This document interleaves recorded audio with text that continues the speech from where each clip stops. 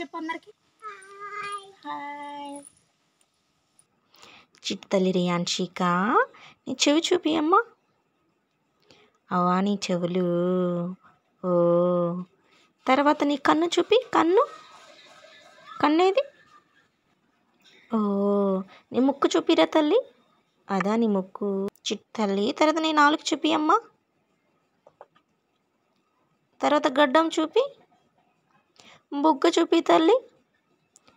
నుదుడు చూపి అమ్మ. నుదుటి మీద బొట్టు పెట్టుకుంటారా? అది బొట్ట. Okay okay. నెక్స్ట్ నీ చేతులు చూపి తల్లి. చేతులు. అవా నీ చేతులు.